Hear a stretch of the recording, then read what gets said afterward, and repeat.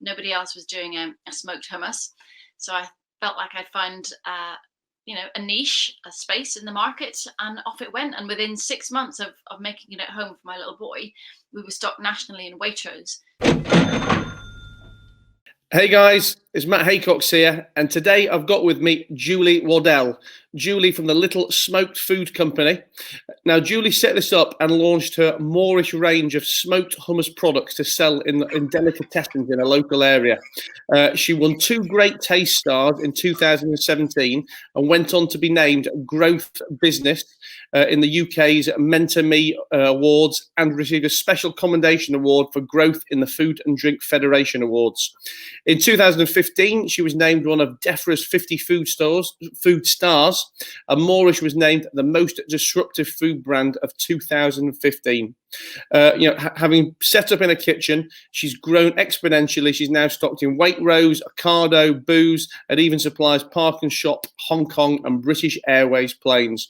Now, Julie and I actually recorded this originally 6 or 7 weeks ago, but due to technology problems, which I will put down to COVID and not my stubby little fingers, we're having to do it again. But I'm pleased to say that since then, I have actually had the pleasure of trying some of her product, so I feel a lot more contextual when we're talking today, Julie. I didn't have the hummus, I had the baba ganoush, which I can't remember where I got it from, but it was very tasty. So I'm looking forward to talking again anyway.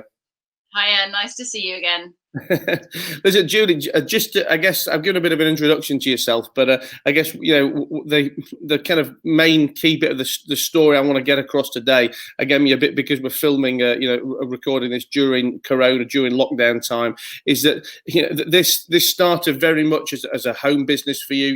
You created the product in your kitchen. I mean, I don't know what your aspirations were, in terms of the size of the growth when you first did it, but I guess there's many people sat at home. Well, everybody's sat at home right now, I guess trying to do something new, trying to start businesses, and your story is obviously fantastically inspirational in that respect. So just take us back to the beginning and tell us how it all started. Oh, thank you for your kind words. It doesn't always feel aspirational as you're living it day to day, but it has gone really well, and I am pleased. So I did have quite high ambitions for it from the beginning. I've always felt quite entrepreneurial, and this was finally a chance to do the thing. I felt like this really had legs. I'd had some previous ideas that weren't quite right, not for food products or anything at all, just different business ideas. And then I hit upon this one, and I really felt like it could be great. So that was back in 2012. And my kids obviously were a lot more little back then, and I invented smoked hummus for my son, who is a really fussy eater and still provides a daily challenge on that front. But I just thought, what can I do to make healthy food taste amazing? I actually come from a catering family. I grew up in Northern Ireland, where my grandparents had a restaurant. I worked in the restaurant and learned a lot of the trade, and just a love of food. And so culinary creativity is kind of my passion. And I was trying to help this little guy, my 4-year-old, find food that was healthy but also delicious. And the one healthy thing he would eat was hummus. A lot of kids will eat hummus, and they can dip their carrot sticks into it, and it's quite a good thing. But I wanted him to really like it and eat loads of it. And he likes smoked food, so smoked cheese, smoked fish, that kind of thing. And I thought, I wonder if I use that smoky flavor and put it into hummus, could that be, nice, delicious, help him to eat more of something that was good for him? So I smoked some chickpeas. It hadn't been done before that I could see, so I had to sort of make up a recipe for it myself. I smoked some chickpeas, made it into hummus. It was absolutely lovely. But at the same time, I used to work on the food programme on BBC Radio 4 as a journalist, and I was doing some research into hummus. It just so happened, coincidentally, and I discovered that the hummus market in the UK is absolutely massive. So back then in 2012, the market was valued at around 60 million, and it's a lot more now. Just hummus, not like hummus variants? No, so if you take into account dips like salsa and baba ganoush and the other sort of dippy things, tzatziki, the market's about 185 million. So it's absolutely huge, but nothing innovative had been done in the hummus space. It was all own label stuff in supermarkets.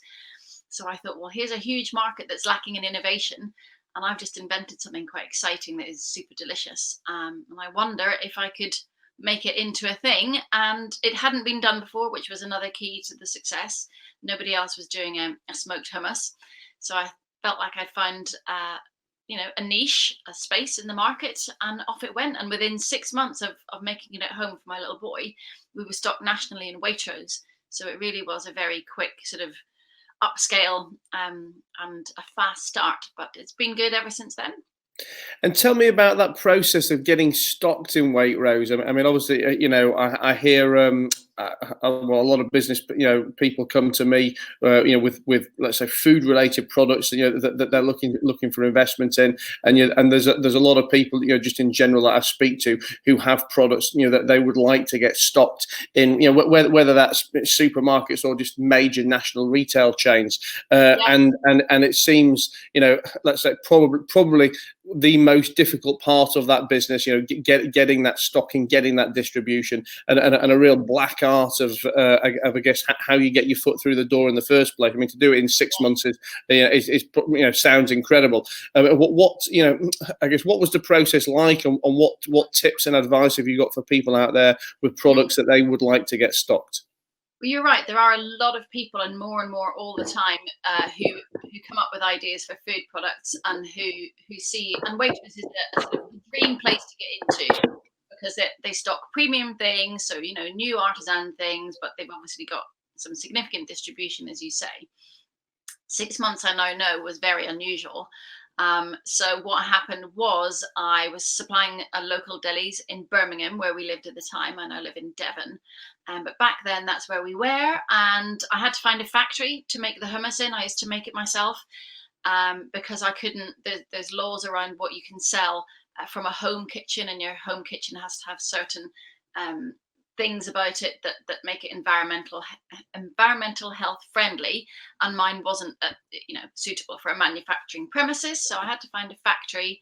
I found one that would let me stand in the factory and make the product myself, and then I would take it out to these local delis and sell it.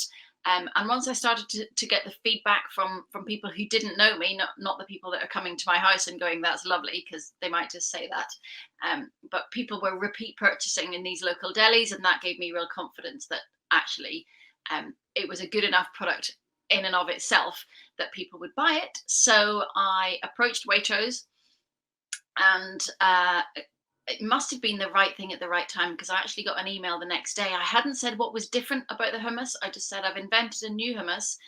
And I got an email the next day saying, "We'd like you to come in." So I went in, and then I revealed that it was smoked hummus. And a couple of weeks later, I got the call saying, "We'd like to take your product." And it literally was that quick. I think a few things helped. One was the repeat purchase data from the delis, and by then I was also in places like Whole Foods and Planet Organic, and this is a very well trodden path to supply these people. But also the uniqueness. Hummus was a massively ripe for innovation market. There was a whole lot of things that came together. The one thing I would say is it's all about the product quality, so it has to be delicious. Anybody can buy anything once, but that repeat purchase is what you're really looking for. And if you can demonstrate that to the retail buyer, then you've got to have your commercials right. So we then had to quickly find a factory and work out all the pricing and sort of reverse engineer everything to be able to launch so quickly, because I couldn't make that amount of volume on my own in this factory in Birmingham. So we found a new factory in London, and just sort of had to make all the pieces fit to make it happen.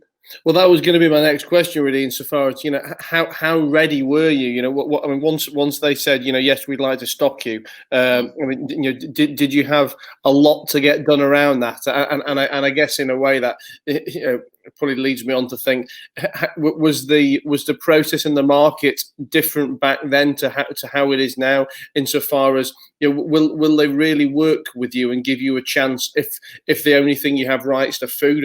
I mean, I guess from my layman's perspective, I would imagine that these big organisations don't have time to mess around, and they kind of want, as well as the food being right, they need the packaging right, they need the commercials right, they need to know that you can distribute the right quantity to them on time. I mean, were you ready for that, or did they really help you then? We weren't massively ready. It was a huge amount to do in a very short space of time. The factory were great because they already did bulk manufacture, and they could advise on the technical side of the sleeve. So you have to have your back of pack technically, legally correct. So your ingredients, your nutritionals, all of that stuff, your barcode. They already worked with the distributor that we went into Waitrose with. So that supply chain, we could slipstream into something that the factory already had. So really working with a factory that was a specialist hummus factory that knew what they were doing on the production and distribution side, which enabled me to do the sales, marketing, branding, execution, work out the commercials, all of that stuff. It was a real sort of labor of love between us. And then obviously Waitrose gave us their support in terms of helping us to know what we had to know to get on the shelves. There is, it probably is more difficult now. It's harder to break through. There's a lot of noise. There's a lot of food and drink brands, startups that are trying to get in and get the attention of the buyer. So in retail, you're trying to talk to the buyer. They are God. They are the person that will ask you to come in and have a meeting and then decide whether or not to list your products. There's something now. So we supply Sainsbury's. They're our main major retail customer. And there's something there now called Future Brands, the Future Brand scheme. And they have a find and they have a grow element, and they will go out and look for small food and drink brands that they feel would bring distinctiveness to Sainsbury's, because that's something that Sainsbury's prides itself on, having products that you can't find in their other major competitors. And then they have a grow arm, which is where we were until recently, and we've sort of passed through, we've graduated through that now just to be a normal supplier to Sainsbury's. But they're really, really supportive in terms of helping small artisan businesses get on the shelves. And actually, you made me think when you said the hardest bit is getting into retail. It is super hard, but actually the hardest bit is staying in. Once you're in, that is not the end of the story, because there are no contracts in this industry. So effectively, if the product sells, you stay. And if it doesn't, or something better comes along, you're gone. So you have to work really, really hard to stay with that retailer and keep your business. You're beating me to all my questions. Oh, sorry. That's what I was actually going to say. Insofar as, have you got? There's literally no security of future orders for you. You're only as good as yesterday's delivery. Correct. Absolutely. It's a really tough industry, but equally it's very exciting. And, low barrier to entry. If you have a great product and get all those other bits and pieces right, anyone can launch a food and drink business. Anyone who's got the right product and does the right thing. So I see it as a double-edged sword. It's easy-ish to get into the industry. It's not so easy to stay in and do well. And how competitive, if that's the right word, or restrictive are the supermarkets with each other? Insofar as, do Sainsbury's have no issue whatsoever with the fact you're in Waitrose or Tesco's or anywhere else you may want to be, or do they try and monopolise in any way? Well, I think that's a really good question, and it is, it's a thing. So because we were already in Waitrose, then they couldn't ask us to come out. And actually it's quite nice for Sainsbury's to know that the products are working in premium, smaller major multiple retail, which is how they would see Waitrose. Then there was a conversation around exclusivity, so not supplying some of their other competitors for a particular length of time, and each supplier agrees what they're willing to do and not do. And some say, no, if you want my products, I'm not going to give you exclusivity. You can take it or leave it, and that's a brave stance. So we did give a little bit of exclusivity, but again, that's past now. So you have to be very mindful that the retailer could give the business they're giving to you to a number of other people, and I think it's about respecting what will work for them, and that distinction certainly is very important to Sainsbury's, but also allowing your business to grow and not being strangled. And it's a real balance, and it does have to be carefully played. And as we said at the beginning of this, to contextualize things, we're recording this on the 26th of May, probably eight to 9 weeks into lockdown, and, certainly kind of, 3 months plus into Corona. I remember when we spoke originally, we were talking about distributed workforces and, working with freelance staff, contract staff, etc. And I was talking to you about, how the lockdown had affected you. And from memory, you've always worked from. I think you've worked from home, haven't you? And always had a distributed workforce of people that you've pulled in as and when necessary. I mean, now we're even further into this than when we first spoke. I mean, have you noticed? Have you had any changes to your business, or has things just been great because everyone's been sat at home with hummus and toilet paper? Well, I think I keep saying to people, if you're not in loo roll, food is a good business to be in at the moment. I'm very mindful of not being either complacent or arrogant. It just so happens to be good fortune that food is something that is doing well in this situation. Our business hasn't changed massively. We did look at some pivoting pieces of work, but actually they were more contingency should anything have gone wrong. Some brands did not do so well in this space. There was a lot of, at the very beginning when the crisis hit and there was huge pressure on the distribution centres into supermarkets, and they had to focus on their core ranges. So sausages, toilet roll and pasta, tinned tomatoes, all of those things really were taking priority. Luckily, hummus didn't seem to be affected, and we've come out the other side of that initial crisis, certainly, and so far so good.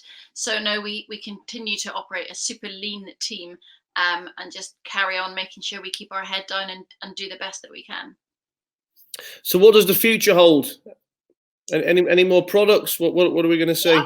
Yeah, new products. So something super exciting launching in September in Sainsbury's that I've just been talking to our Sainsbury's buyer about this week. Totally new and unique. I can't say what it is, but watch this space. It will be in the hummus fixture. And then we're working on things that sort of work in parallel with dips, but to grow the brand a little bit more, sort of to extend the width of the brand. So we're looking at some sort of side salady products and things like that. So yeah, always working on something else, something new. Tell me, how do you work on your own marketing, or do the retailers kind of take care of a lot of that for you, or are you expected, and do you want to do let's say generic brand marketing for yourself, to help yourself in these retail outlets? So we, as a small brand, don't have TV advertising budgets and that kind of thing. So we have to be super smart about how we tell people about the brand and get that penetration. So we do a reasonable amount of retailer marketing. So that would include things like price promotions. So we do 4 of those a year just to introduce. That still is, we analyze the data after we run a promo. That introduces people to the brand every time. People like to try things and buy things on offer, but then a certain amount of them stay with us, which is great, because quite often when people try it, they buy it going forwards into the future. So that's great. We do things like PR. We work with influencers on social media. Obviously, the interest in vegan consumerism is huge. So we work with quite a few influencers on that side of things. And then in terms of brand marketing, we have an agency that we use in London, and I have my own marketing manager who works on the Moorish brand. And we're always looking at, where we can talk to people and how we can do things, but within a limited budget. Because obviously the amount of margin you make on a pot of hummus is in the pennies, not the pounds or the millions of pounds. So it all has to be, just has to be smart.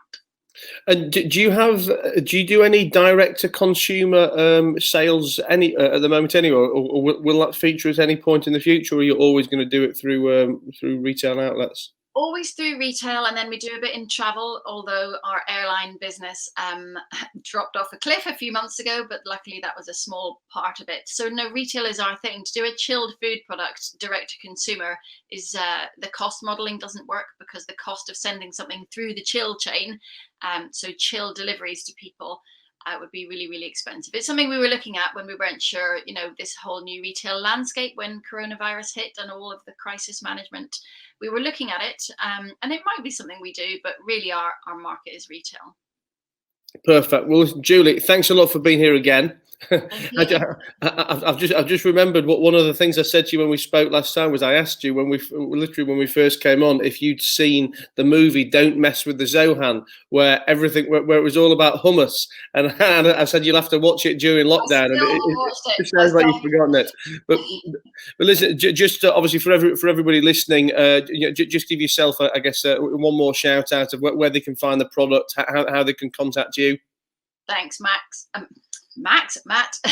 The product is in Sainsbury's, Waitrose, Ocado, Booths, Whole Foods, and Planet Organic. Thank you very much. Look out for Moorish.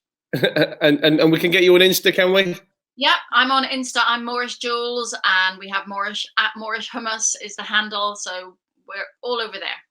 Fantastic. Well, listen, Julie, thanks again for being here, and thanks again for letting me take twice as much of your time as we're supposed to do. Cheers, I'll see Matt. you soon. Bye.